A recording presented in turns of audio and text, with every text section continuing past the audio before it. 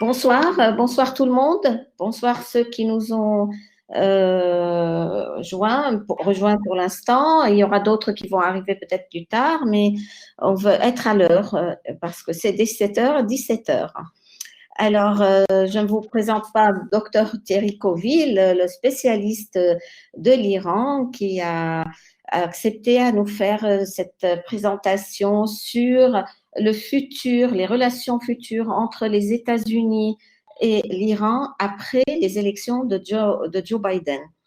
Alors, vous allez avoir une présentation au début et après, c'est ouvert aux questions. Alors, vous pouvez, il y a la petite icône micro, vous pouvez l'activer pour poser vos questions. Vous avez aussi une petite icône vidéo si vous avez envie de montrer votre visage. On l'a laissé un peu ouvert à tout le monde parce que c'est un sujet intéressant. C'est, comme on dit, un current issue nowadays. Même vous pouvez poser vos questions en anglais pour ceux qui ont besoin, qui s'expriment mieux en anglais qu'en français. C'est ouvert. Hein? You can ask your questions even in English, as I said. Hein? It's open after. But the presentation is in French. La présentation va être en français. Alors maintenant, Thierry, tu es le maître de cérémonie. Je vous laisse. Je m'éclipse. Et à tout à l'heure. Bonjour tout le monde. Alors, voilà, j'ai fait une présentation. C'est sur les relations Iran-États-Unis. Qu'est-ce qui va se passer après suite à l'élection de Joe Biden. Bon, j'ai quand même axé beaucoup sur l'accord sur le nucléaire, vous savez, qui a été signé en 2015. Donc, ici, voilà, vous avez en gros, en 2013, c'était une carte qui a été faite, c'est pour vous dire, voilà, si on revient un peu dans l'histoire, donc là, le programme nucléaire iranien, en fait, on sait qu'il a, depuis la révolution iranienne qui a eu lieu en 1979, le programme nucléaire iranien, il avait commencé sous le régime précédent, sous le régime du Shah. Et Khomeini, donc, arrive au pouvoir en Iran en 1979. Il dit que le nucléaire, c'est contre l'islam, donc il arrête tout. Par contre, on sait que l'Iran est attaqué par l'Irak en 1981 et on sait que les Iraniens refont redémarrer le programme nucléaire. Très clairement, au milieu des années 80, l'objectif, c'est vraiment de construire une bombe nucléaire à l'époque. Parce qu'ils se disent, on a été attaqué par l'Irak, on n'a pas fait le poids sur le plan conventionnel, l'Irak a envahi l'Iran dans le sud-ouest de l'Iran. On n'a pas beaucoup d'alliés dans le monde. Pendant la guerre Iran-Irak, il n'y a que la Syrie et la Libye qui sont alliés d'Iran. Et il ne faut pas compter sur le droit international. Les Nations Unies n'ont rien dit quand Saddam Hussein attaque l'Iran en 1981. Donc ils se disent, on a besoin d'une force de dissuasion, comme en France on a une force de dissuasion, donc construisons une bombe atomique, également un programme balistique. Donc on sait qu'ils commencent ces efforts-là au milieu des années 80. En début 2000, il faut savoir également, c'est que l'Iran est signataire du traité de non-prolifération, qui a été signé en 1963, enfin dans les années 60, par le régime précédent, ce qui veut dire que l'Iran n'a pas le droit d'avoir la bombe atomique. Quand vous êtes signataire du TNP, traité de non-prolifération, vous avez le droit de faire du nucléaire, mais du nucléaire civil. Vous n'avez pas le droit de faire la bombe atomique. Donc, en 2000, les gens se doutent bien que l'Iran est en train de construire la bombe atomique, mais l'Iran dit toujours, non, nous on fait du nucléaire, mais c'est du nucléaire civil, ne vous inquiétez pas, et on a le droit, comme on est signataire du traité de non-prolifération. Or, en 2002, à partir de 2002, les tensions montent entre l'Iran et les Occidentaux, parce que les Occidentaux découvrent que l'Iran a des sites secrets qu'il n'a pas déclarés. Quand vous êtes signataire du traité de non-prolifération, vous devez déclarer toutes vos activités à ce qu'on appelle l'Agence internationale de l'énergie atomique, qui dépend des Nations Unies, qui vérifie ce que vous faites, pour être sûr que vous ne faites pas du militaire. Or, on se rend compte que l'Iran, il y a des installations de l'Iran au début des années 2000 qui n'ont pas été déclarées, donc ça renforce les soupçons, si vous voulez. Donc, les tensions montent entre les Occidentaux, les Européens et les États-Unis. Et donc, ils disent, on sait que vous avez un programme nucléaire et vous construisez une bombe nucléaire. Et l'Iran dit, non, moi j'ai un programme nucléaire, mais c'est pour faire de nucléaire civil, de l'électricité. Vous n'avez pas le droit de m'interdire de développer mon programme nucléaire. Donc ça, c'est pour vous donner une idée de l'ensemble il y a quand même un programme nucléaire en 2013 qui est assez développé. Et les tensions montent, parce que vous avez d'un côté les États-Unis et les Européens qui soupçonnent l'Iran d'avoir la bombe atomique. Vous avez également Israël, alors qui lui a la bombe atomique, mais qui n'est pas signataire du TNP et qui ne veut absolument pas que l'Iran ait la bombe atomique. Hein. Donc les tensions montent et on a très peur de la guerre. Vraiment, on a très peur. Plusieurs fois, on a cru qu'il y aurait la guerre, que les Américains ou les Israéliens bombarderaient les installations nucléaires en Iran. Donc vraiment, on a peur de la guerre et les tensions sont vraiment à son maximum. Or, pour une fois qu'il se passe quelque chose de positif dans les relations internationales, on a un problème grave, hein, on vient d'en parler, hein, c'est quand même la question de la prolifération nucléaire, hein, c'est quand même des problèmes sérieux qui peuvent mettre en cause la paix dans le monde. Hein. On a une ouverture politique, on a Obama, donc, qui est élu, qui est président des États-Unis donc, depuis 2000, si je me trompe pas, 2008, 2009, hein, 2008, qui est favorable, qui dit ce problème-là, il faut le régler par la négociation. Et en Iran, en 2013, est élu Hassan Rouhani, on va dire en Iran, qui est plutôt un modéré et qui se fait élire en disant « je vais régler cette question du nucléaire iranien par la négociation ». Et à travers la négociation, on arrivera à un accord et je ferai lever les sanctions économiques parce qu'il faut savoir que les États-Unis et l'Union européenne ont mis en place des sanctions assez dévastatrices pour l'économie iranienne. Donc, le Rouhani dit « moi, je vais arriver à un accord ». Hein, et je lèverai, grâce à cet accord, on lèvera les sanctions et l'économie iranienne repartira, ira mieux. Donc vous avez les photos, évidemment, vous connaissez Obama, Rouhani, hein, qui est un Nodjatul Islam, hein, c'est un religieux chiite, mais qui a été élu président en 2013. Et en bas, hein, vous avez des deux acteurs très importants de ces négociations, qui sont John Kerry, le secrétaire d'État américain, et Mohammad Javad Zarif, qui est le ministre des Affaires étrangères iranien. Alors ce qu'il faut savoir, c'est que ces négociations ont eu lieu dans le cadre diplomatique qu'on appelle l'Iran et les 5+1. C'est quoi les 5+1? C'est les 5 membres du Conseil de sécurité des Nations Unies, hein, France, Royaume-Uni, Chine, Russie et États-Unis, plus l'Allemagne. Donc ces 5+1 ont négocié avec l'Iran à partir de 2013 pour voir s'ils pouvaient régler cette question du problème nucléaire iranien. Et bon, on arrive à un accord, donc pour une fois qu'un problème grave international est réglé par la diplomatie, donc en fait, pour faire court, si vous voulez, il y a un accord final qui est signé, hein, qu'on appelle le JCPOA, en anglais ça veut dire Joint Comprehensive Plan of Action, donc on appelle l'accord de Vienne, qui est signé le 14 juillet 2015.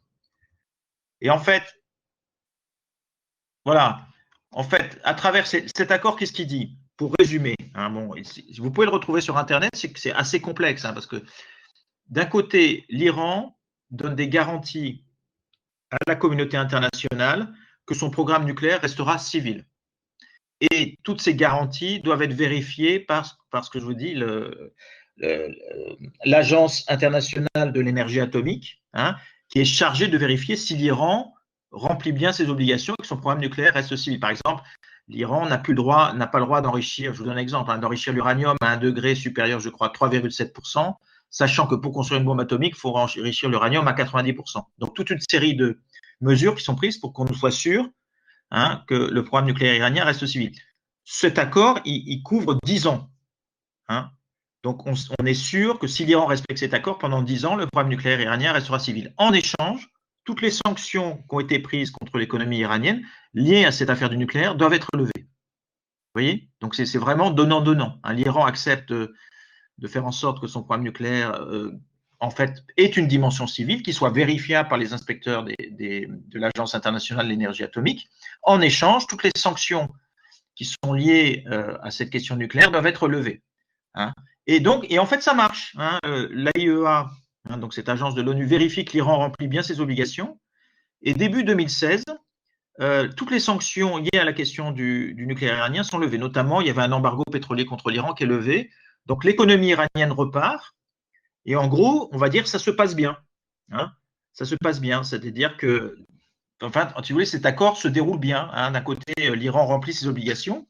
Hein. C'est contrôlé par, je dis, cette agence. Et en échange, les sanctions, hein, ce que devaient les bénéfices qu'attendait l'Iran, ces sanctions sont levées. Or, vous connaissez peut-être l'histoire, hein, donc un nouveau président est élu donc fin 2016 fin 2016 aux États-Unis, hein, qui remplace Obama, donc c'est Donald Trump, et qui, lui, on le sait depuis le début, même pendant les primaires républicaines, a toujours dit qu'il était contre cet accord. Hein. Et il est contre cet accord et il n'arrête pas de tempêter contre cet accord comme il est dès qu'il est élu. Et mai 2018, hein, il décide que les États-Unis sortent de cet accord. Alors, ce qui est intéressant, c'est que les États-Unis prennent cette décision alors que l'Iran respecte l'accord. Il y a 10 ou 11 rapports de l'Agence internationale de l'énergie atomique qui démontrent que l'Iran respectait cet accord. Donc, quelque part, sur le plan légal, hein, la position des États-Unis n'est pas vraiment défendable. Hein. Ils sortent de cet accord qui est respecté par l'Iran, et en plus, cet accord avait été validé par une résolution des Nations Unies. Donc, si vous voulez, quelque part, les États-Unis, franchement, alors il y a des gens aux États-Unis qui disent que les États-Unis avaient le droit de faire ça. Franchement, la plupart des juristes considèrent que par cette décision, Trump ne respecte pas le droit international. Voilà. Donc, voilà. Donc, et avec, comme vous, je ne sais pas si vous vous rappelez, hein, comme Trump dit, je sors de l'accord, ben, je réinstaure toutes les sanctions qui avaient été levées en 2016. D'accord? Donc, toutes les sanctions américaines qui avaient été levées en 2016 parce que l'Iran respectait l'accord, il dit, moi, je sors de l'accord, donc je suis puni par cet accord, donc on réinstaure toutes ces sanctions. Et sur la diapositive, vous avez d'un côté Donald Trump et l'OFAC, il faut savoir, c'est un organisme très important aux États-Unis qui dépend du secrétaire du Trésor américain qui est chargé de gérer toutes les sanctions que les États-Unis mettent en place contre des pays étrangers. Hein, et donc, c'est pour ça que l'OFAC est chargé d'appliquer toutes ces sanctions contre l'Iran. Voilà. Donc, pourquoi alors je vous ai dit que Trump sort de l'accord. Alors, il dit, en fait, c'est quoi l'objectif de Trump quand il fait ça? Il dit, je vais appliquer une politique de pression maximum contre l'Iran, c'est-à-dire vraiment, on va mettre toutes les sanctions possibles et imaginables contre l'Iran. Et en fait, pour que ces sanctions s'arrêtent, il faut que l'Iran négocie un accord global. Alors, par accord global, qu'est-ce qu'il entend? Il dit un accord sur le nucléaire beaucoup plus contraignant que, par exemple, l'accord qui avait été négocié en 2015, notamment, je pense, d'après ce qu'on sait, Trump ne veut même plus que l'Iran ait le droit d'enrichir de l'uranium, hein, même s'ils sont signataires du traité de non-prolifération. Il veut que le système de contrôle du programme nucléaire iranien soit le plus intrusif possible, etc. Donc, il veut un accord beaucoup plus contraignant, qui dure beaucoup plus longtemps, etc. Il dit qu'il faut également un accord sur la politique régionale de l'Iran, qui est jugée déstabilisatrice par les Américains, notamment, par exemple, le soutien de l'Iran au Hezbollah, l'intervention de l'Iran en Syrie, en Irak, etc. Donc, il dit qu'il faut un accord également sur la politique régionale de l'Iran. Et également, rappelez-vous, hein, depuis le milieu des années 80, les Iraniens ont développé un programme balistique, hein, avec des constructions de missiles, etc. Donc, il faut également, il dit, un accord pour limiter le nombre de missiles ou même arrêter ce programme de développement des missiles iraniens. Donc, il dit, voilà, il dit, mon objectif, je vais mettre une politique de pression maximum contre l'Iran. En fait, ce qu'il ne dit pas, c'est que dans son esprit, la pression économique va être telle qu'il va y avoir une crise économique en Iran, il y aura des troubles sociaux, à un moment, les gens vont sortir dans la rue et le gouvernement iranien, en gros, n'aura plus le choix, qui devra négocier quelque part un petit peu sur tous les thèmes que veulent les Américains. Donc, c'est vraiment, ça, c'est la stratégie de Trump. Hein. Donc, on peut dire, il y a une stratégie. Ce qu'il faut savoir, c'est que la stratégie américaine, elle consiste à quoi? C'est que d'un côté, ils vont dire en fait, à toutes les entreprises du monde, vous n'avez plus le droit de commercer avec l'Iran. Si vous commercez avec l'Iran, vous n'avez plus le droit, vous n'avez plus accès au marché américain. Et ça a un effet dévastateur parce que personne n'ose s'opposer à ça, si vous voulez. Vous avez des grandes entreprises, notamment européennes, qui ont des intérêts aux États-Unis, qui ont des actionnaires américains, qui ont des financements américains, se disent mais on ne peut pas se payer le luxe de ne plus avoir accès au marché américain. Donc, toutes ces compagnies arrêtent de commercer avec l'Iran. Et ça a un effet dévastateur sur l'économie iranienne. Pourquoi? Parce que l'Iran est très dépendant du pétrole. Hein. Les exportations pétrolières représentent à peu près 70% des exportations iraniennes et à peu près 40% des recettes de l'État. Or, des groupes comme Total, qu'est-ce qu'ils se disent? Ben, on ne peut plus acheter du pétrole à l'Iran puisqu'on n'aura plus accès au marché américain. Donc, toutes les entreprises du monde, quasiment, à part un petit peu les Chinois, arrêtent d'acheter du pétrole à l'Iran. D'accord? Donc, les exportations de pétrole de l'Iran, gardez ce chiffre en tête, elles passent de à peu près 2 millions de barils par jour début 2018. Aujourd'hui, fin 2020, elles sont à 200 000, 300 000 barils par jour. Donc, elles s'effondrent. Comme c'est la principale recette en devises du pays qui s'effondre, il n'y a plus assez de devises, la monnaie s'effondre. Comme la monnaie s'effondre, l'inflation accélère.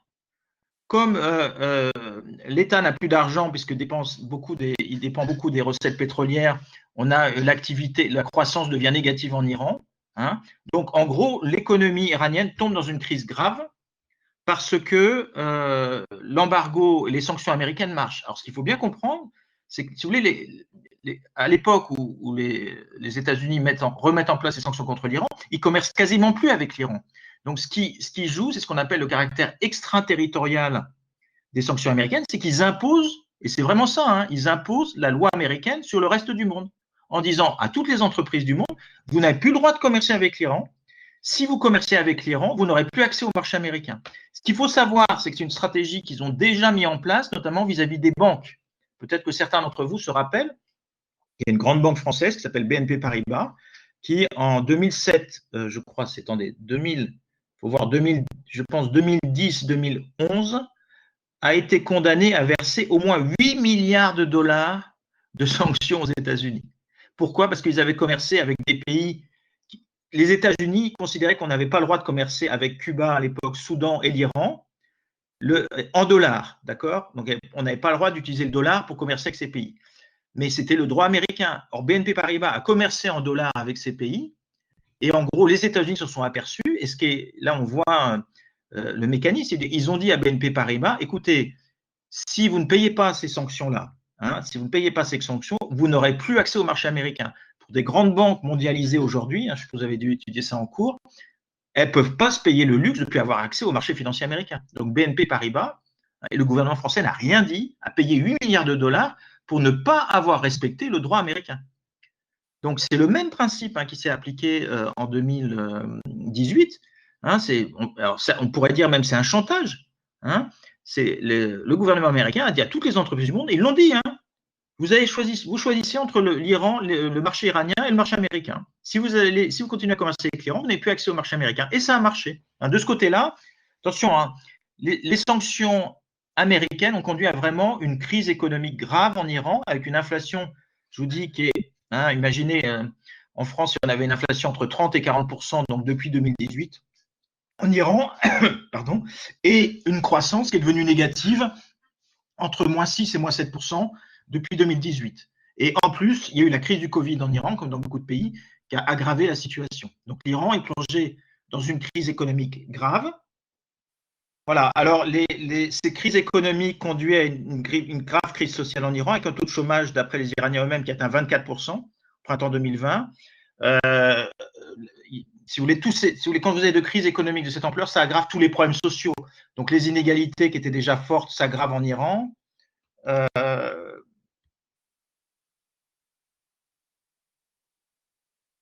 Donc, voilà. Donc, et en fait, le gouvernement iranien, qui, comme je vous l'ai dit, je vous ai dit, avec l'embargo pétrolier, ses recettes ont fortement diminué.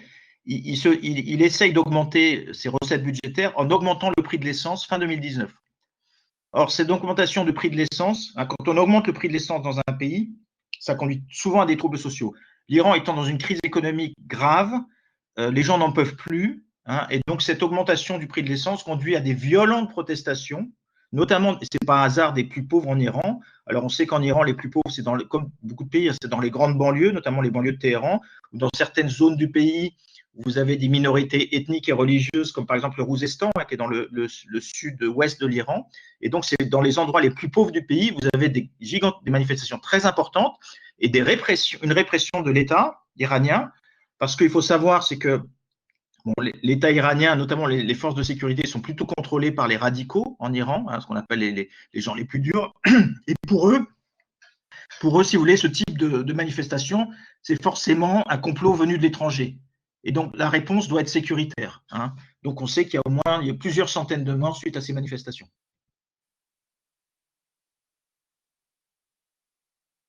Voilà. Donc, le gouvernement iranien est coincé, hein, parce qu'il a perdu une grande partie, la totalité quasiment de ses recettes pétrolières. Il est très dépendant des recettes pétrolières. Il n'a pas vraiment. En plus, il y a le Covid qui commence à frapper l'Iran, hein, comme vous le savez, depuis ça commence fin 2019, ça se développe mi-2020. L'Iran est un des pays les premiers touchés, notamment parce qu'il commerce. Le seul pays qui continue à commercer avec l'Iran, c'est la Chine, hein, qui continue à racheter du pétrole. Donc, comme le virus se transmet à partir de la Chine. Et ce qu'il faut savoir, c'est que les États-Unis refusent d'aider l'Iran, que l'Iran bénéficie d'aide, toujours dans leur logique de pression maximum. L'Iran demande un prêt du FMI de 5 milliards de dollars pour lutter contre le Covid. Les États-Unis s'y opposent. Donc, vraiment, une situation économique catastrophique. Alors, vous savez, c'est toujours pareil, comme en France d'ailleurs, quand il y a des crises économiques graves, ça fait ressortir tous les problèmes du pays. Donc, un des problèmes que ça fait ressortir, c'est que le gouvernement iranien, pour faire simple, il est quand même divisé dans l'appareil d'État entre des forces qui sont plutôt modérées et des forces radicales. Or, cette crise met en évidence que ces forces modérées et ces forces radicales n'arrivent pas à trouver un terrain d'entente pour vraiment lutter contre cette crise économique. Il y a un élément, je vous donne un exemple, mais qui est important, c'est que je vous ai parlé des sanctions bancaires contre l'Iran. L'Iran, vraiment, grâce à cause de la politique américaine, quasiment toutes les banques du monde, beaucoup de banques dans le monde, refusent de travailler avec l'Iran, de peur d'être sanctionnées par les États-Unis. Alors, un élément qui pénalise encore plus les banques iraniennes, c'est que, vous savez, il y a un organisme intergouvernemental qu'on appelle le GAFI, qui est un organisme intergouvernemental, qui lutte contre le blanchiment d'argent dans le monde. Or, cet organisme considérait que l'Iran n'avait pas mis des lois qui mettaient une transparence voyez, des flux bancaires suffisante. Donc, l'Iran n'avait pas assuré assez de transparence au système bancaire. Donc, l'Iran était sur la liste noire du GAFI. Donc, ça décourageait encore plus les banques de faire des affaires avec l'Iran. Le gouvernement iranien a été dans l'incapacité de faire voter des lois qui lui auraient permis de ne plus être sur cette liste noire et qui auraient quand même facilité ses échanges bancaires avec le reste du monde. Et pourquoi il n'a pas pu voter ces lois? Parce que les radicaux ont eu très peur que si le système bancaire iranien devient transparent, ça donnera trop d'informations pour entrer en détail. Si vous voulez, comme je vous l'ai dit, l'Iran aide un certain nombre de groupes dans la région, comme le Hezbollah au Liban, etc. Donc, les durs ont dit, si on fait voter ces lois, nos ennemis sauront tout de l'aide financière qu'on envoie au Hezbollah. Ce qui n'était pas forcément vrai, mais en tout cas, ils se sont opposés au vote de ces lois. Donc, ce que je veux dire par là, c'est que ces différentes politiques internes ont fait que l'Iran n'a pas vraiment pu être efficace dans la réponse à cette crise économique. Voilà. Mais bon, c'est toujours le problème avec la politique américaine contre l'Iran. Trump a cru que, en fait, le gouvernement iranien, vous voyez, à cause de cette crise sociale, en fait, ce que Trump voulait quelque part, c'est qu'il y ait des millions d'Iraniens qui sortent dans la rue et qui menacent, qui conduisent à un changement de régime, si vous voulez. Ça, c'était l'objectif. Il ne le disait pas, mais c'était clairement son objectif. Or, il s'est retrouvé face à un Iran, on a vu, affaibli sur le plan économique, mais qui a refusé de négocier sur les 12 points dont on a parlé, vous voyez, tous les points. Donc, pourquoi l'Iran a résisté? Si vous voulez, quand on regarde comment est structurée l'économie iranienne, premièrement, ils exportent pas que du pétrole. Il y a 30% d'exportation de leurs exportations, c'est pas du pétrole, et ils commercent quand même pas mal, de plus en plus, avec les pays de la région, comme l'Irak, comme l'Afghanistan, comme la Turquie, comme les pays comme l'Inde, comme le Pakistan. Or, le commerce régional de l'Iran, il est beaucoup plus difficile à sanctionner pour les États-Unis, vous voyez. Donc, ils ont quand même commercé un peu avec la région. Donc, ça leur a donné un petit peu, si vous voulez, des devises pour pouvoir tenir. La Chine, le seul pays qui a continué à soutenir économiquement l'Iran. Donc, ça, c'est une leçon importante par rapport au droit international. La Chine était signataire de l'accord sur le nucléaire et la Chine n'a pas cédé à l'impact des sanctions américaines. L'Europe, on en a parlé, les entreprises européennes se sont enfuies du marché iranien, alors que, on va en reparler tout à l'heure, dans l'accord sur le nucléaire, il était convenu que l'Iran ait les bénéfices économiques de l'accord. Quelque part, on peut dire que l'Europe n'a pas tenu sa parole. La Chine a réduit, il ne faut pas être naïf, ils ont réduit leurs achats de pétrole à l'Iran parce que, comme vous le savez sans doute, il y a eu beaucoup de différends commerciaux entre la Chine et les États-Unis, mais la Chine n'a pas laissé tomber l'Iran. Donc la Chine est restée, on va dire, le soutien économique numéro 1 de l'Iran. Et une chance qu'a l'Iran par rapport à d'autres pays de la région, notamment comme le Liban, c'est que l'Iran a un très faible endettement extérieur. Ils sont toujours méfiés de la dépendance vis-à-vis du reste du monde. Donc ça les a un peu sauvés. Hein. S'ils avaient eu un endettement extérieur important, alors là, on peut tomber, si vous voulez, ils auraient eu les créanciers occidentaux sur le dos, un plan du FMI. Alors là, ils auraient été vraiment dans une crise très grave. Donc, ce que je veux dire par là, c'est qu'ils ont résisté. Ils ont résisté. Bon, ça, c'est un petit peu la caractéristique un petit peu du pays. Hein. C'est un pays qui a toujours résisté à la pression étrangère. C'est vraiment, on va dire, très important dans les gènes iraniennes. Depuis le 19e siècle, par exemple, l'Iran a été quasiment sous quasi-colonisation des Anglais et des Russes à l'époque. Hein, et donc, l'idée de résister, comment dire, à cette domination, à la domination politique et économique étrangère, c'est quelque chose de très, très puissant en Iran. Donc, on va dire, et ça, il faut bien garder ça en tête, les sanctions américaines remises par Trump, elles ont affaibli l'économie iranienne. Par contre, les États-Unis n'ont pas atteint leurs objectifs, puisque l'Iran a tenu. Hein, l'Iran a tenu et finalement a refusé de négocier sur tous les points sur lesquels les États-Unis voulaient qu'il négocie. Alors, du côté de l'Europe, il faut quand même insister, parce que, bon, moi, je suis européen, on est en Europe, c'est quand même un point important quand même par rapport au droit international. Or, comme je vous l'ai dit, officiellement, l'Union européenne a continué à soutenir cet accord, mais sur le plan pratique, comme je le rappelais, cet accord était assez simple. L'Iran acceptait de réduire si vous voulez, son programme nucléaire pour qu'il reste civil en échange de bénéfices économiques. Or, on l'a vu avec la sortie des États-Unis de l'accord, l'Iran n'a même pas eu de bénéfices économiques, il a eu une crise économique grave. Donc, de ce point de vue-là, les Iraniens, au début, ont demandé aux Européens, mais qu'est-ce que vous faites face aux sanctions américaines? Et il faut bien reconnaître que les Européens n'ont rien fait et toutes les grandes entreprises européennes, françaises notamment, comme Peugeot, Total, mais également européennes, se sont enfuies du marché iranien par peur des sanctions américaines. Alors, les Européens ont fait un petit truc, ils ont créé un mécanisme de troc qui devrait permettre, normalement, qui existe maintenant, qui s'appelle l'Instex, qui pourrait permettre à l'Europe de commercer avec l'Iran sans utiliser le dollar. Mais franchement, il y a une seule transaction, je crois, de 1 million d'euros réalisée avec ce mécanisme de troc, parce que les entreprises européennes ont peur même de faire du commerce avec l'Iran avec ce mécanisme de troc, parce qu'elles ont peur que les Américains leur refusent l'accès du marché américain. Vous voyez, donc on est toujours à se passer de ce même problème. Donc, on est vraiment face à une situation vis-à-vis des Européens. Moi, j'entendais des commentaires aujourd'hui qui disaient oui, nous, c'est grâce à nous, les Européens, que les Iraniens sont restés dans l'accord. C'est faux. Les Européens, concrètement, n'ont rien fait pour que les Iraniens restent dans l'accord. Et si les Iraniens sont restés dans l'accord, on va voir pourquoi, qu'est-ce qui s'est passé. Donc, voilà. Donc, en fait, l'Iran ne l'a pas dit de manière officielle, mais bon, moi, j'ai assisté à plusieurs réunions. Je peux vous dire du côté iranien ce qui s'est passé. Dans un premier temps, on veut dire dans une période qui a duré à peu près 1 an, l'Iran a dit voilà, je respecte l'accord, on ne bouge pas, on continue à mettre en place les mesures qu'on s'est mis d'accord en juillet 2015. Donc, on fait en sorte que notre programme nucléaire reste civil, mais ils ont demandé aux Européens faites quelque chose parce que ces sanctions américaines sont en train de détruire notre économie. Donc, on a de moins en moins, si vous voulez, d'intérêt à respecter cet accord, puisque notre économie est en train de tomber en crise. Donc, ils ont demandé aux Européens d'agir. Pendant 1 an, ils ont vu que les Européens ne faisaient rien, ne faisaient absolument rien, parce que les entreprises européennes avaient peur des sanctions américaines, et quelque part, les Européens ne voulaient pas se lancer dans un bras de fer politique avec les États-Unis.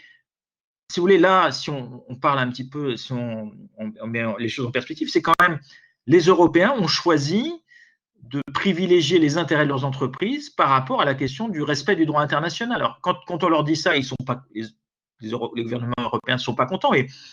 Alors, ils disent, nous, on n'avait pas le choix, on ne pouvait pas faire autrement.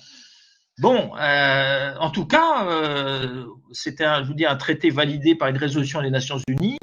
Les Européens, pour plein de bonnes raisons, ils avaient peur de rentrer dans une guerre commerciale avec Trump. Notamment, les Allemands avaient très peur que Trump surréagisse en taxant les exportations de voitures allemandes aux États-Unis. Mais en gros, l'Europe n'a rien fait et a laissé cet accord, qui est quand même très important pour le droit international. Mais en gros, il était de moins en moins valable pour l'Iran. L'Iran voit ça et au bout d'un an, ils se disent on ne peut pas rester comme ça. Alors, ils ont changé de stratégie, d'après ce qu'on sait. Je ne sais pas si vous vous rappelez, toutes ces attaques qui a eu lieu dans le Golfe Persique, hein, contre des pétroliers des Émirats. Il y a eu les attaques contre les installations pétrolières de l'Arabie Saoudite en septembre 2019. Alors, on a dit que c'était les Houthis. Bon, très clairement, l'Iran est derrière, parce que l'Iran veut montrer aux Américains et aux Européens, attention, nous, on n'a rien fait pour l'instant, mais si ça continue, en gros, faites quelque chose, parce que c'est l'idée de changer de rapport de force, si vous voulez. Et puis également, l'Iran a mis en place une politique, c'est tous les 2 mois, ils ont pris un certain nombre de petites mesures pour sortir techniquement de l'accord de 2015, vous voyez. Alors, c'est pas gigantesque, mais en gros, ils ont détricoté l'accord tous les 2 mois en disant, écoutez, si les Américains reviennent dans cet accord, nous, on annule toutes ces mesures. Mais l'idée, c'est de nouveau, c'était de mettre la pression pour dire, ne croyez pas que nous, on ne peut rien faire. D'accord? Et en fait, les tensions sont montées. Et je ne sais pas si vous vous rappelez, il y a eu toute une série d'escarmouches entre les milices chiites en Irak, qui sont proches de l'Iran, et les forces militaires américaines en Irak. Ça a abouti à l'assassinat d'un général iranien qui s'appelait Soleimani, hein, en janvier de cette année, en janvier 2020. Et donc, là, la grande question, c'était, OK, que va faire l'Iran? Or, l'Iran a répondu en bombardant des bases américaines en Irak, mais il semblerait qu'ils avaient donné l'information au gouvernement irakien avant, ce qui fait qu'il n'y avait pas de soldats américains dans les bases. Donc, quelque part, ils ont fait en sorte de ne pas déclencher une guerre. Hein. Et on peut penser que depuis janvier 2020, l'Iran s'est dit, bon, écoutez, nous, on ne veut pas de guerre avec les États-Unis. On va attendre 2 points qui sont importants pour nous. Dans l'accord de 2015, il y avait prévu la fin de l'embargo sur les armes contre l'Iran. C'était dans l'accord, hein, qui devait avoir lieu en octobre 2020. En dépit de l'opposition des États-Unis, cet embargo est levé officiellement par les Nations Unies. Et deuxièmement, et on va se dire, bon, il va y avoir des élections aux États-Unis en novembre 2020. Ne faisons rien, attendons de voir si jamais Trump pouvait être battu et d'avoir celui qui le bat. Sans doute, on va voir qu'est-ce qu'il ferait vis-à-vis de l'accord. Est-ce qu'il serait possible que Trump soit battu et que celui qui le batte revienne dans l'accord et donc annule toutes les sanctions dont on a parlé.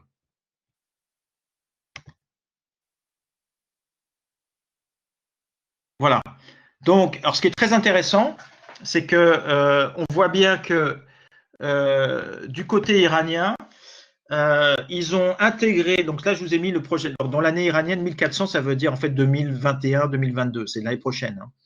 Donc ils ont intégré dans leur budget pour l'année prochaine, je ne sais pas si vous regardez hein, le tableau, est-ce que quelqu'un est-ce que quelqu'un voit la prévision d'exportation de pétrole qu'ils ont mis dans leur budget pour l'année prochaine? Est-ce que quelqu'un peut me répondre? Ce que vous voyez sur le tableau. C'est assez petit, hein, on ne voit pas très bien. Peut-être il faut que j'agrandisse. Attends. Ah bon? Pourtant, oui. Moi, je vois bien. Okay. Je peux voir si j'agrandis, oui. C'est clair. Allez, alors dites-moi, qu'est-ce que vous voyez comme exportation pour l'année prochaine? Pétrole, qu'est-ce que vous lisez? Alors, pétrole 2,3. Mais c'est soi, là. Oui. C'est toi? Ah oui, mais je voulais que ce soit un étudiant qui répond.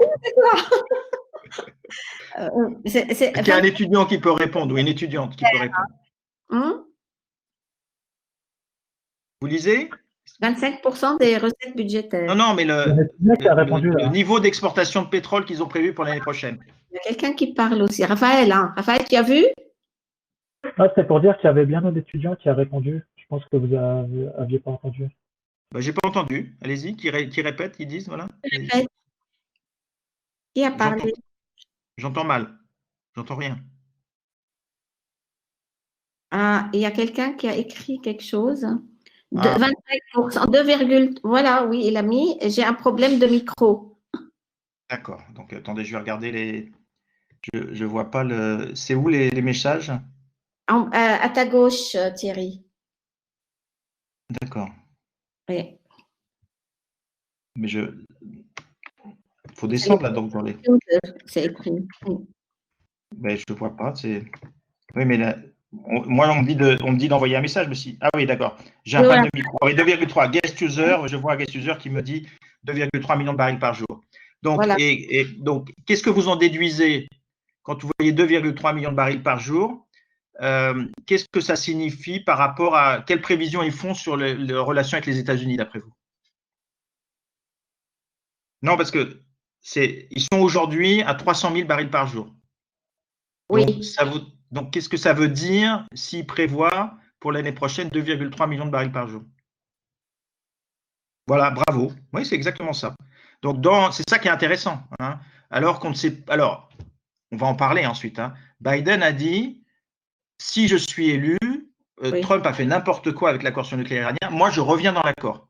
Voilà, Donc oui. très clairement, le gouvernement iranien a intégré dans son projet de budget pour l'année prochaine le retour des États-Unis dans l'accord et donc la levée des sanctions qui avaient été remises en place par Trump et le fait que ces exportations de pétrole reviendraient quelque part au niveau qu'elles avaient en 2017-2018 avant que les États-Unis sortent de l'accord. Donc vous voyez, on a une information à travers ce projet de budget qui nous montre que le gouvernement iranien compte très clairement sur un retour des États-Unis dans l'accord. Alors on va voir est-ce que c'est ça qui va se passer. Mais déjà, on a cette information qui est importante.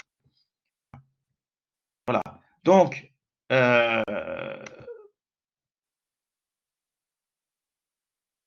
voilà. Donc, un peu, c'est là où je voulais en venir. Bon, voilà, aujourd'hui, donc vous avez le nouveau président et la nouvelle vice-présidente des États-Unis. Et pour les Iraniens, pour la relation avec l'Iran, c'est très, très important. Alors, Biden a d'autres sujets de préoccupation que l'Iran, mais il a clairement dit pendant la campagne, moi, je veux que les États-Unis reviennent dans l'accord de 2015. Donc, c'est un peu la grande question que tout le monde se pose. Qu'est-ce qui va se passer maintenant entre l'Iran et les États-Unis?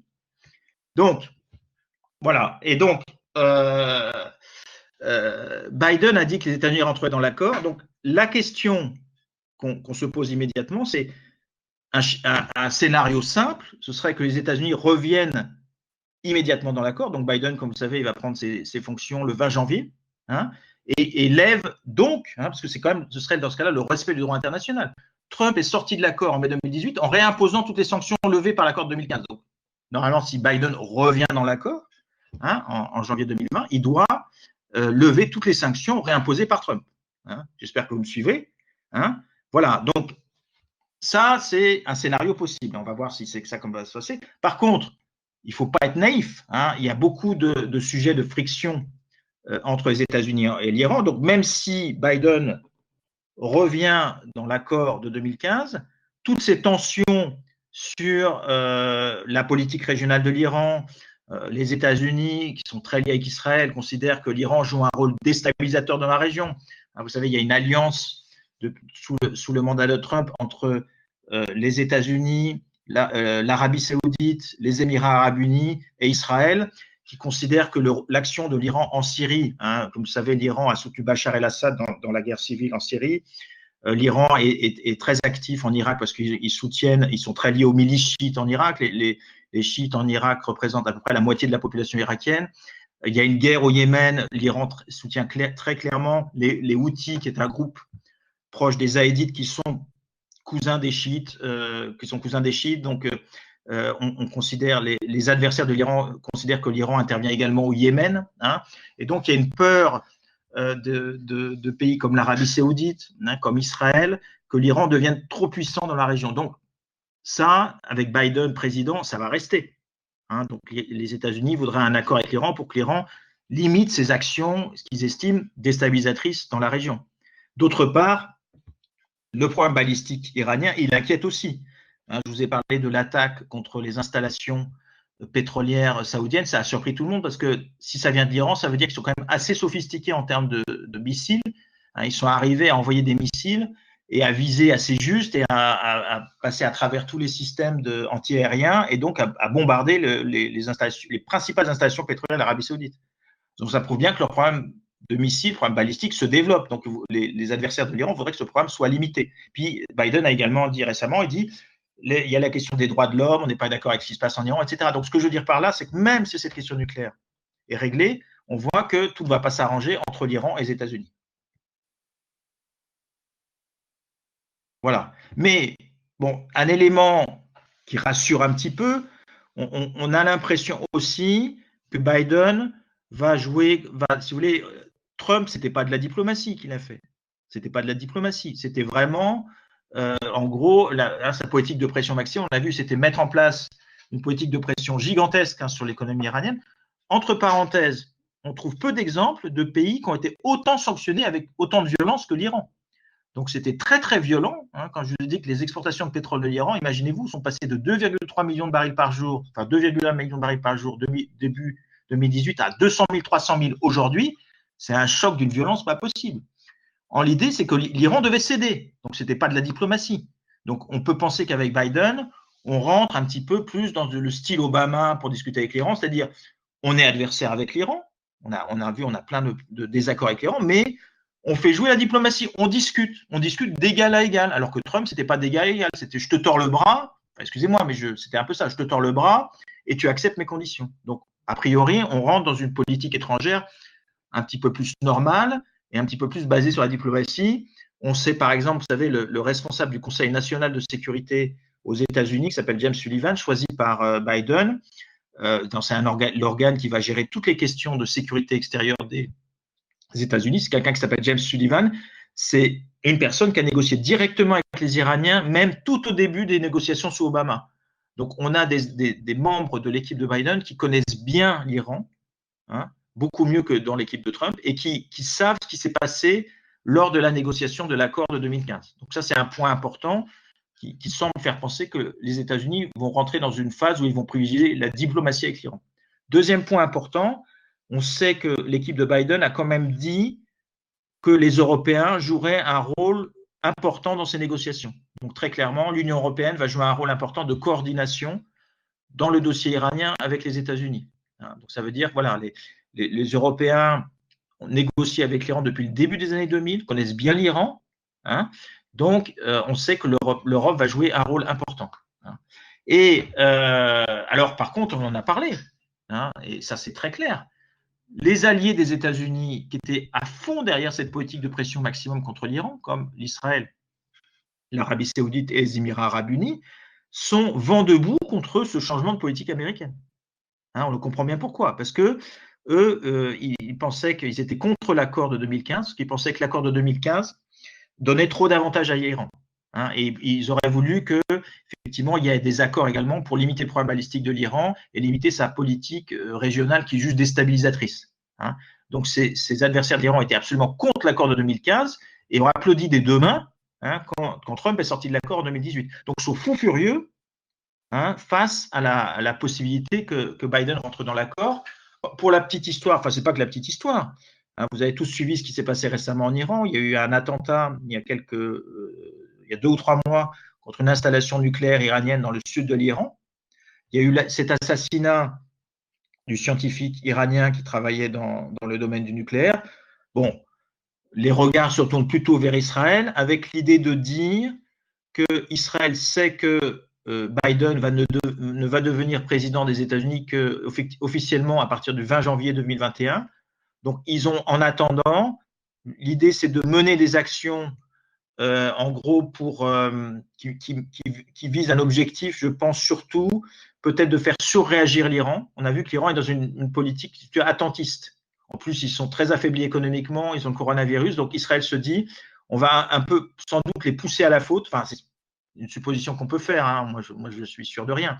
On va sans doute les pousser à la faute, les faire surréagir pour se venger, et là, les États-Unis auront une excuse pour les bombarder. Vous voyez, donc on voit très bien en gros, que le fait qu'il y ait un tournant de la politique américaine vis-à-vis de l'Iran inquiète beaucoup les adversaires de l'Iran dans la région, comme Israël, l'Arabie saoudite et les Émirats arabes unis. Voilà. Alors, qu'est-ce qui va se passer? Qu'est-ce qui va se passer? On peut faire, vous savez, ce qui est intéressant quand on ne sait pas ce qui va se passer, c'est de faire des scénarios. Donc, le premier scénario qu'on peut faire, c'est premier scénario, c'est retour dans l'accord et lever des sanctions. Voilà. Donc, premier scénario, Biden, il est élu, il prend ses fonctions le 20 janvier 2021, et donc directement, il décide de revenir dans l'accord et de lever les sanctions. C'est le premier scénario possible. Le deuxième scénario qu'on peut faire, c'est de dire, écoutez, ok, mais l'accord de 2015 n'est pas bon, donc on va renégocier un nouvel accord avec un accord un accord sur le nucléaire plus contraignant, et puis inclure dans cet accord la politique régionale de l'Iran et le programme balistique. D'accord? Ça, c'est un peu la position qu'on entend de la part des Européens. Voilà. Donc, on a en gros deux scénarios. Hein. Le problème que je vois, moi, parce que bon, je travaille sur l'Iran depuis, on va dire, un petit moment, moi, je pense que le deuxième scénario, il est impossible pour l'Iran. Si vous voulez, mettez-vous à la place des Iraniens.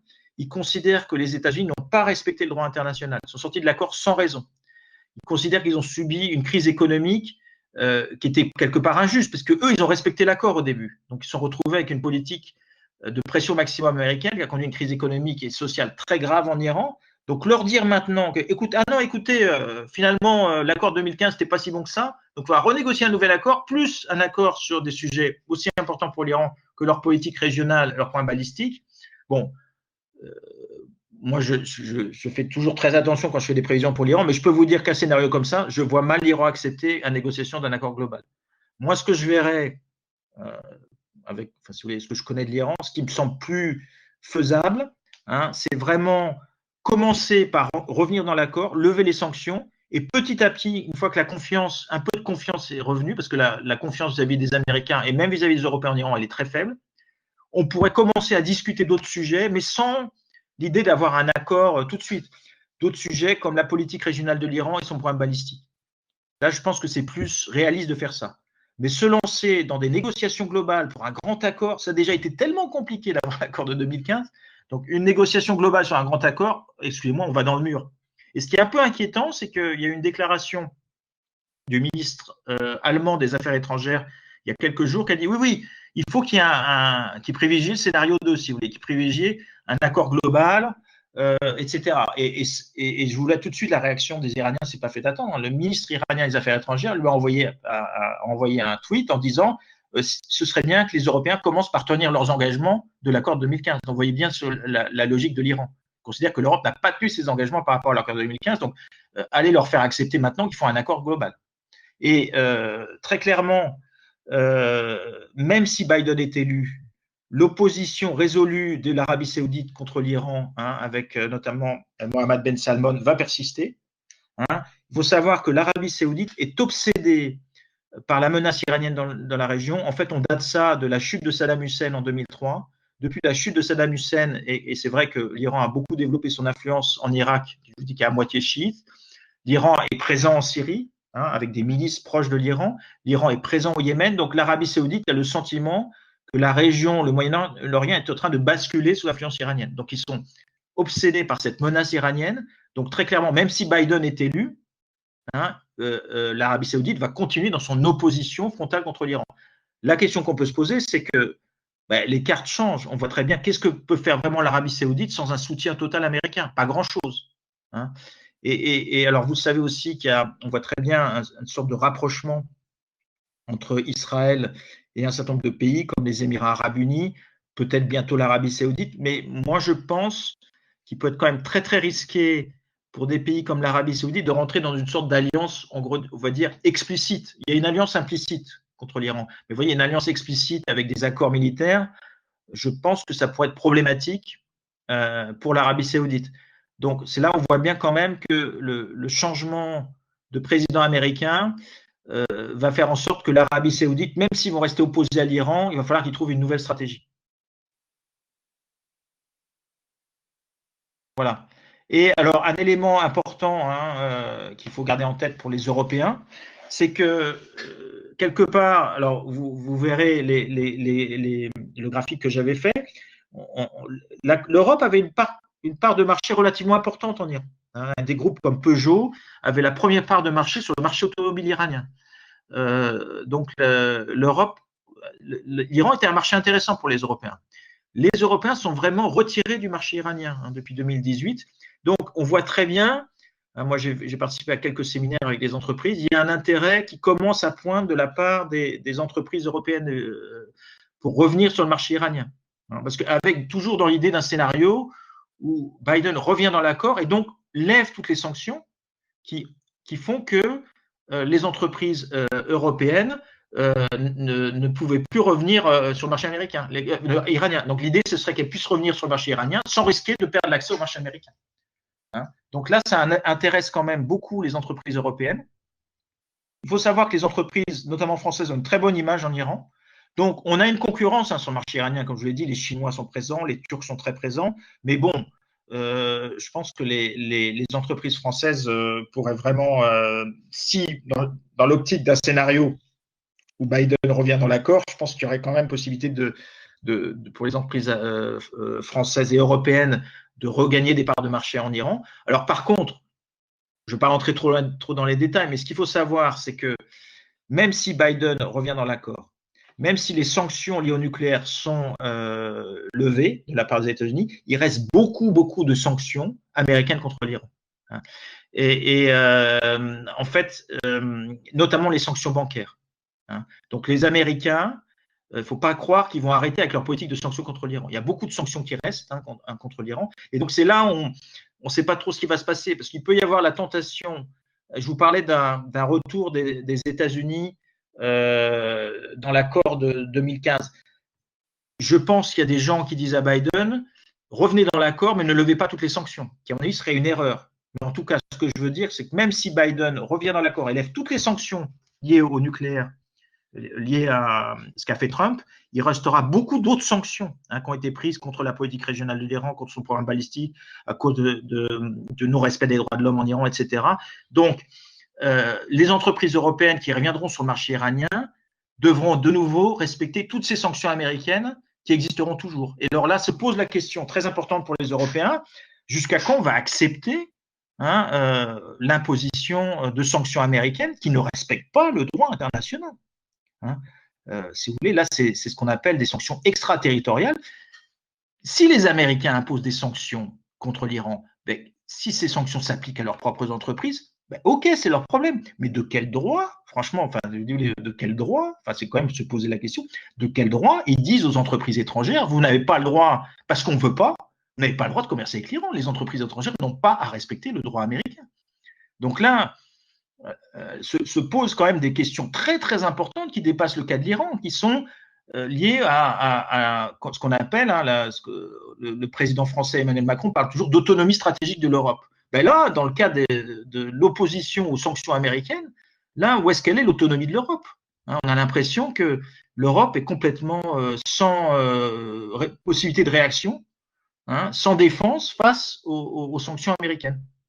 Donc, même si Biden revient dans l'accord, même si on a un président américain qui privilégie la diplomatie, il y aura toujours ces autres sanctions américaines contre l'Iran. Et là, il faudra se poser la question de quelle attitude va adopter l'Union européenne? Est-ce qu'on va continuer à ne rien faire, à ne rien dire face à des sanctions américaines qui ne respectent pas, je vous rappelle, le droit international? Ça, c'est des questions très importantes pour l'avenir.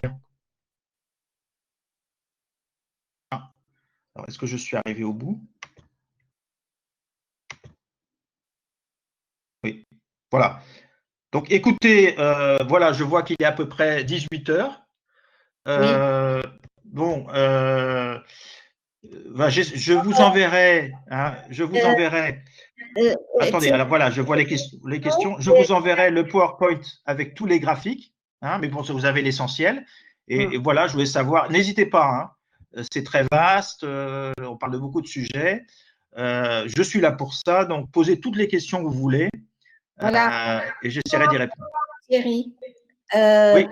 Avec le contrat qu'ils ont signé, les Iraniens, avec les Chinois, ça ne va pas un peu changer la donne?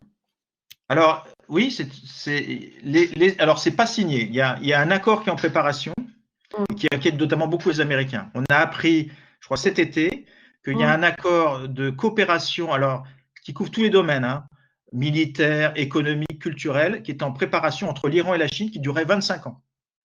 Oui, et donc, et là, il n'est pas encore signé parce qu'on ne connaît pas vraiment ce qu'il y a dedans et il doit être à la fin validé par le Parlement iranien. Par contre, c'est vrai que il y a eu des voix qui sont élevées en Amérique pour dire à Trump, vous voyez, avec votre politique, qu'est-ce que vous êtes en train de pousser l'Iran vers une relation plus prononcée avec la Chine. En plus, tu sais bien qu'il y a ce programme de route de la soie du côté chinois. Donc, cet accord de 25 ans rentrerait complètement dans l'objectif de route de la soie des Chinois. Alors, il y a un chiffre qui a été évoqué, mais je pense que ce n'est pas vrai, mais ça donne une idée on parle de 400 milliards sur les 25 ans hein, d'investissement des Chinois dans les installations pétrolières iraniennes, dans les infrastructures. Je ne sais pas si ce chiffre est réaliste parce que c'est énorme, mais un accord de coopération de 25 ans, c'est pas rien. Hein, et on sait que la Chine veut développer son influence dans la région. Donc très clairement, ça montre, c'est aussi, bon, il faut en parler, c'est que la politique américaine, si on se passe du côté américain, d'ailleurs c'est ce que Biden lui reproche. Elle a été inefficace parce que les Iraniens ont refusé de négocier sur tous ces points. Donc, qu'on le veuille ou non, en dépit de ce que raconte Pompeo, la politique américaine n'a pas marché puisque les Iraniens ont refusé de négocier. Deuxièmement, ils ont quand même pris des risques parce que, je l'ai dit, les Iraniens sont petit à petit sortis de l'accord. Donc, quelque part, si ça va très très mal, et à la limite, les durs en Iran, ils demandent qu'une seule chose. Alors, il y a une poignée de durs, c'est une minorité. Eux, ce qu'ils veulent, c'est qu'à un moment, ils disent qu'il faut sortir du TNP et avoir la bombe atomique. Parce qu'on ne s'en sortira jamais. Les Occidentaux veulent un changement de régime. Donc, il y a une petite poignée de gens qui demandent qu'une seule chose, c'est sortir du traité de non-prolifération. Ce serait quand même le scénario catastrophe pour tout le monde. Là, ils s'engagent vraiment à la bombe atomique. Et puis également, une critique qu'on peut faire à Trump, c'est que vous êtes sorti quelque part à jouer cette politique de pression maximum. Ben, en fait, vous avez ouvert l'Iran aux Chinois. Donc, si on essaye d'avoir une analyse un petit peu posée de ce qu'a fait Trump vis-à-vis de l'Iran, si tu veux, ce qui est un peu vrai, c'est que il est très content parce qu'il a créé une crise économique en Iran, mais c'est pas là-dessus qu'on peut le juger. Et puis en plus, on a vu, c'est quand même ça reflète plutôt la faiblesse des Européens. Mais il a créé une crise économique en Iran. Mais la question qu'on peut se poser, c'est est-ce que le gouvernement américain a atteint un seul de ses objectifs stratégiques? Et la réponse à ça, elle est non. Mais tu as raison, cet accord avec la Chine, il est très très important pour la région. Tu es d'accord, les Européens sont faibles, ils ne sont pas unis. Les Allemands, ils sont vraiment pro-américains parce qu'ils veulent vendre leurs belles voitures et leur industrie. Alors, ils laissent les autres Européens. Je suis d'accord, mais ce qu'il faut savoir, c'est que je n'ai pas fait la corrélation, mais l'Union européenne, en tant qu'institution, a joué un rôle très important avec l'Iran. Les institutions de l'Union européenne qui s'occupent de politique étrangère se sont construites depuis le début des années 2000 en même temps que la gestion des dossiers iraniens. Donc, et d'autre part, l'Union européenne est signataire de l'accord de Vienne, officiellement. Donc effectivement, c'est les trois pays, ce qu'on appelle l'UE3, hein, France, Royaume-Uni, Allemagne, qui ont joué un rôle leader dans la négociation de cet accord. Et c'est vrai que tu as raison, on sait que les Allemands ont très peur. Si les Allemands ne veulent pas bouger, c'est qu'ils se disent, avec Trump, il les a menacés plusieurs fois de mettre des taxes sur les exportations de voitures allemandes aux États-Unis. Donc, ils ont très peur d'une surréaction de Trump. Mais je pense que, je répète, c'est quand même, si on estime que cette question du nucléaire iranien, c'est quand même la question du risque de prolifération nucléaire. Ah oui. Si les Européens se sont impliqués dans ces négociations, c'est qu'ils ont considéré qu'ils sont très exposés à ce risque de prolifération nucléaire. Si l'Iran a la bombe, ensuite c'est la Turquie, ensuite c'est l'Arabie Saoudite. Donc c'est quelque chose de sécurité pour l'Europe. Oui. Si les Européens se sont impliqués dans ces négociations, ce n'est pas pour des raisons économiques. Les exportations de l'Union européenne vers l'Iran, ça représente 0,5% des exportations de l'Union européenne. C'est pour des questions de lutte contre la prolifération nucléaire, de stabilité au Moyen-Orient. Donc, c'est quand même un peu inquiétant que face à les États-Unis sortent de l'accord en mai 2018 et les Européens ne soient capables de répéter depuis 2 ans aux Iraniens, rester dans l'accord sans rien faire. Oui, moi c'est pour ça que je pose la question. Il faut poser quand même la question comme ça. Je suis le premier à reconnaître que c'est compliqué. Mais si on estime que le droit international, parce que cet accord est validé par les résolutions des Nations Unies, est important, est-ce qu'il ne faut pas à un moment se battre pour le droit international? Les Européens, en gros, on a eu l'impression de dire « Ah ouais, mais le risque est fort, bon, on laisse tomber, on continue à manifester oralement notre soutien à l'accord, mais on ne fait rien. » Il y a un moment, comme on dit, on peut voir le beurre et l'argent du beurre, dire qu'on soutient le droit international et ne rien faire pour le soutenir. Moi, j'ai rencontré des Iraniens qui disaient aux Européens « Vous êtes bien gentils, nous on supporte tous les coups. Hein, on doit rester dans l'accord et supporter les coups. Vous n'êtes même pas prêts à faire quelque chose pour supporter un coup. » Moi, je pose la question, est-ce qu'on n'aurait pas pu laisser, on est quand même une puissance économique dans le monde, dire à une entreprise, je ne sais pas, Total, dire allez-y, on vous couvre. et voir ce qui se passe. On n'a même pas essayé ça. Oui. Il n'y a pas une seule tentative de résistance. Donc, c'est pour ça que je pense que le cas iranien dépasse le cas de l'Iran, enfin, cette affaire, ça pose vraiment des questions sur la capacité de l'Union européenne. Alors, dans ce cas-là, on dit que l'Union européenne, c'est qu'un marché, elle peut pas avoir de puissance de politique internationale, mais enfin, c'est quand même, c'est pas un résultat souhaitable. Donc, ça veut dire, si on veut avoir une politique étrangère, il faut qu'on soit quand même capable de réagir face aux sanctions. Alors, c'est notre allié traditionnel, mais enfin, là, il y a je pense, un vrai problème pour l'Union européenne et pour les trois, ce qu'on appelle l'UE3, hein, l'UE3, Royaume-Uni, Allemagne et France. J'ai une question ici dans la discussion publique. Finalement, l'intérêt oui, de… je le dis aussi. Ouais. Vas-y. Ah, Je lis, alors, finalement, l'intérêt de l'Iran ne serait-il pas d'acquérir plutôt l'arme nucléaire et des vecteurs balistiques performants? Vous voyez, mais c'est une très bonne question. oui. Alors, c'est sûr que quand ils ont vu Trump aller négocier avec Kim Jong-un, alors qu'il venait de piétiner l'accord sur le nucléaire iranien qui était validé par une résolution des Nations Unies, il y en a qui se sont dit en Iran, ah ben on aurait la bombe nucléaire, on serait respecté en gros. Donc c'est une très bonne question. Oui. Par rapport à ça, je pense que le risque dans ces cas-là, effectivement, ce serait quand même de, si vous voulez, s'ils sortent complètement, imaginons qu'ils sortent de l'accord, il y a des gens qui veulent ça en Iran, et qui sortent également du TNP. Donc ça veut dire officiellement qu'ils veulent la bombe atomique, déjà qu'ils ont plein de sanctions contre eux, ça va continuer. Et donc, si vous voulez, je ne sais pas combien de temps ils peuvent tenir avec une crise économique pareille.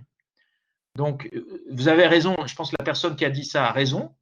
D'un autre côté, je pense que la situation économique actuelle, elle n'est pas tenable. Et donc, s'ils vont vraiment sur la bombe atomique, il y a des durs qui le veulent, hein, qui disent il faut arrêter. Mais s'ils vont vers la bombe atomique, je pense que la crise économique actuelle va perdurer. Et bon, je crois qu'ils ont même quasiment, ils avaient encore 2 mois de réserve de devises, 2 mois d'importation. Donc, je pense qu'ils sont au bout de ce qu'ils peuvent tenir. Ben, qu'est-ce qu'on aurait fait à leur place, hein? Ils ont quand même une récession chaque année de 6 à 7%, une inflation à 40%. Donc et je pense que c'est aussi ça qui est le drame avec la politique de Trump. Même les durs, ils avaient accepté l'accord de 2015. Le guide, il a accepté l'accord de 2015. Donc, dans le deal de 2015, c'est notre programme nucléaire reste civil en échange de vraiment un développement économique. Donc là, ce serait revenir à l'idée d'avoir la bombe atomique. Et là, c'est en gros un changement de logiciel pour l'Iran. Mais il y a des durs qui veulent ça, hein, ça c'est clair. Oui. D'autres questions? Bonne question. D'autres questions? Oui, bonjour Hugo. J'ai une question pour vous, Monsieur Coville. Est-ce que l'échec de la politique de la pression maximale afin de renforcer n'a fait que renforcer le régime et ça renforce les radicaux, rendant difficile toute sortie vers le haut?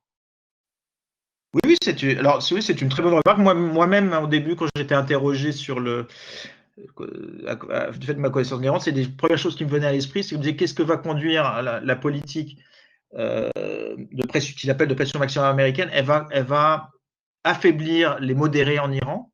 Savoir les modérés en Iran, savoir ce qui s'est passé en 2013. Rouhani, donc, pour faire simple, hein, on peut diviser les politiciens en Iran avec les modérés qui veulent quand même une approche plus diplomatique, notamment avec les Européens, même avec les Américains, si les Américains les respectent, et les durs qui considèrent que les Occidentaux, de toute façon, on ne peut pas leur faire confiance et qu'ils veulent le changement de régime. Donc, vous avez vraiment 2 camps en Iran, hein, et Rouhani était vraiment dans le camp des modérés. Il se fait élire en 2013 en disant « je vais régler cette question nucléaire par la négociation ».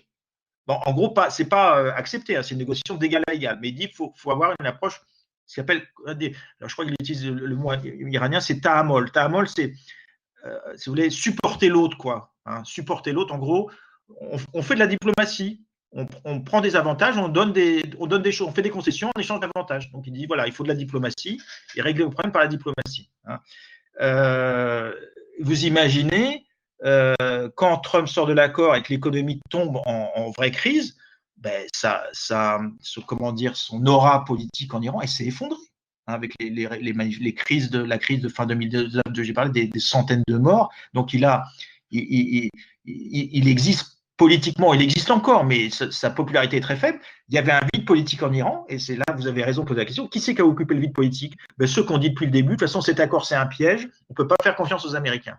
C'est les durs. Donc, effectivement, les durs ont pris de plus en plus de pouvoir en Iran, le pouvoir s'est radicalisé. Le Parlement iranien a eu des élections en février, quasiment, il y a eu un très faible taux de participation, c'est les durs qui ont pris la majorité. Et donc, là, on a des durs qui ont plus de pouvoir en Iran. Alors, les modérés n'ont pas complètement disparu. Et c'est pour ça qu'il y a j'ai pas eu le temps de parler, mais il va y avoir des élections présidentielles en Iran en juin 2021.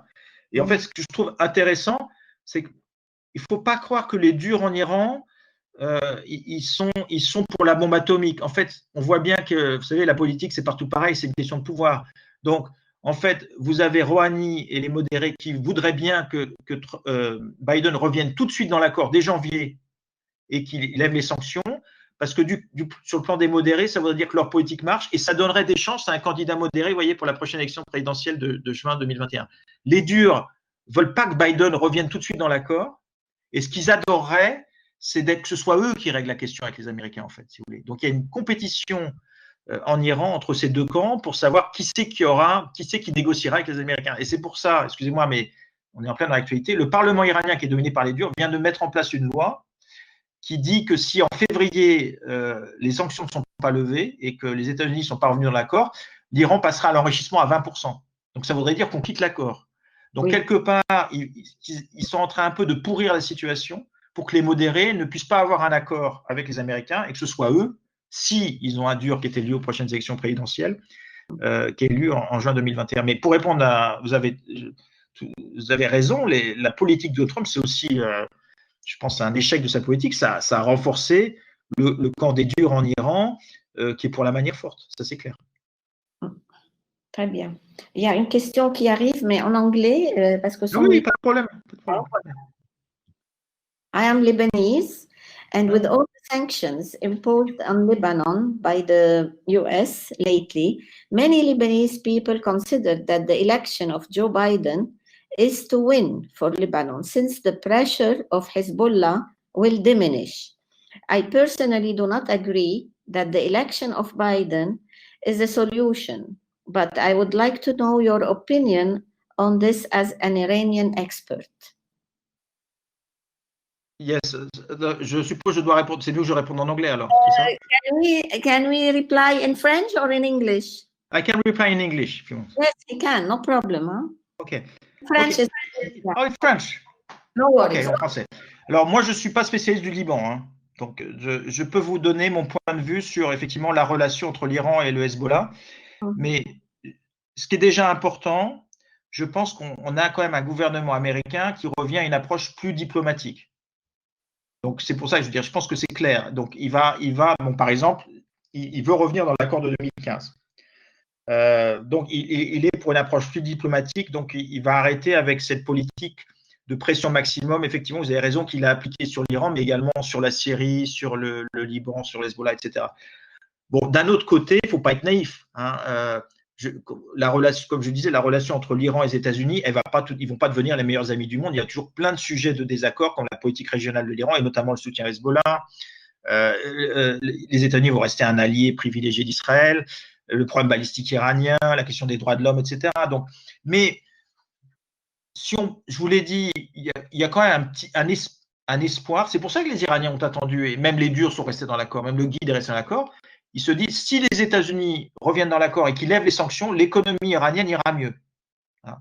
Et donc, ça voudrait dire aussi, alors je pense qu'il est faux, les Américains ont cru qu'en mettant en place une politique de pression maximum contre l'Iran, ils arrêteraient de soutenir le Hezbollah, des groupes en Syrie. On a vu que l'influence de l'Iran au Liban, en Syrie, en Irak, elle reste, parce que c'est très important pour l'Iran. Donc, le calcul américain qui croyait que en mettant cette politique de pression maximum, l'Iran arrêterait de soutenir ces pays-là, ça n'a pas marché également. Donc, vous voyez, il n'y a pas beaucoup d'endroits où ça a marché.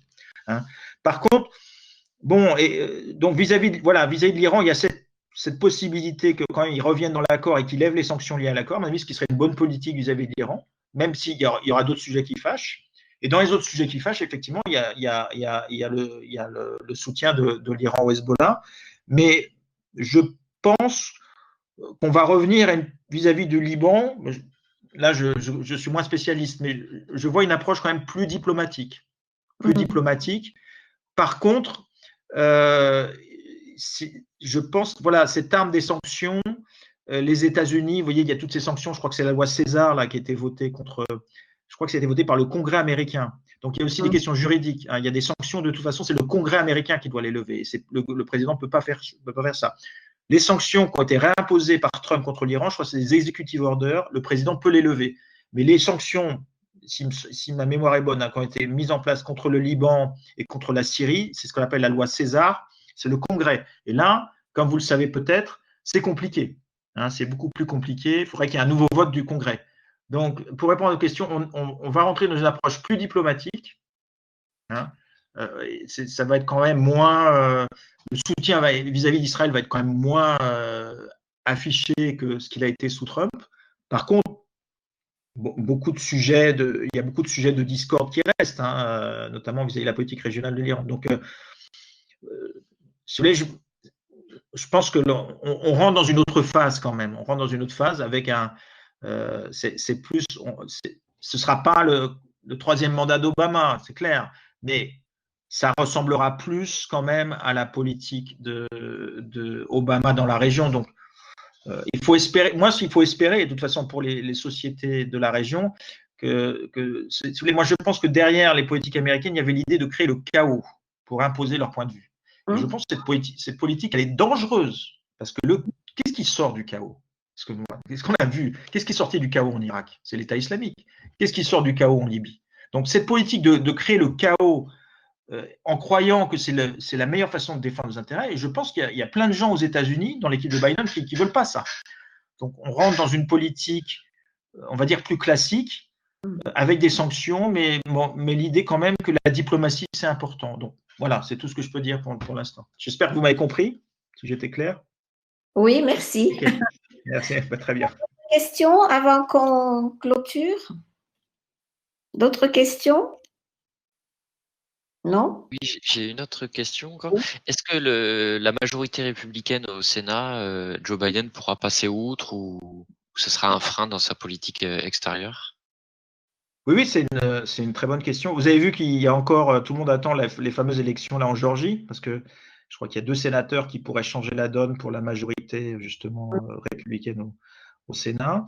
Alors, je vous l'ai dit, vis-à-vis de l'Iran, il faut bien regarder précisément. Il y a 2 types de sanctions aux États-Unis. Il y a les sanctions qui sont prises directement par le président, qui sont ce qu'on appelle, je crois, des executive orders. Ça, il n'y a rien de plus simple. Il suffit que, et je crois que le chantage, appelons chose par le nom, qui a été fait aux entreprises européennes leur disant vous n'avez pas accès au marché américain si vous allez travailler avec l'Iran, ça c'est des executive orders. Donc ça c'est facile de les lever. Ok?